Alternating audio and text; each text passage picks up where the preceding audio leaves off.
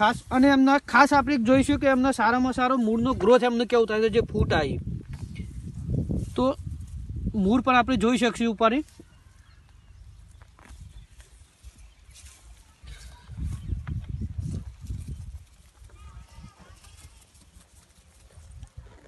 મિત્રો એમની જે આ સ્ટ્રીક છે અત્યારે હાલ જે સ્વાધીન આપવાથી એની સ્ટ્રીક પણ જાડી છે, ઘઉંની ફૂટ પણ તમે જોઈ શકો છો ખાસ. અને એના મૂળનો વિકાસ જે તમને ઓખો આગળ દેખાઈ રહ્યો છે, સારામાં સારો વિકાસ છે. એમની સ્ટ્રીક પણ જાડી છે, એમની ફૂટ પણ સારી આવી છે, એમનું કેવું એવું થાય છે. બરાબર છે તેજસભાઈ? તો તમે બીજા ખેડૂતોને આપણે શું ભલામણ કરવા માંગો છો? કે એવું છે કે તમે જો એકરમાં 1-2 થેલી એરિયા નાખતા હોય તો 1 થેલી એરિયા નાખો અને અંદર સ્વાધીનનો આ કિલો ડબ્બો ભેગો કરો તો એરિયાનો ખર્ચો બચશે અને રિઝલ્ટ સારું મળશે તમને. બરાબર. બીજો શું ફાયદો દેખાયો તમને? બીજો ફાયદો ફૂટ સારી આવે છે, વિકાસ સારો થાય છે. બરાબર.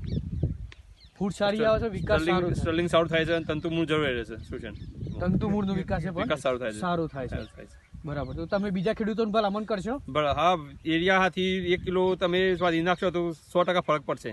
ઓકે. તો આપણે ખેડૂત મિત્રો જોઈ શકે છે કે તેજસભાઈને જે રીતના ફાયદો થયો એવી જ રીતના બીજા ખેડૂતોને ફાયદો થાય.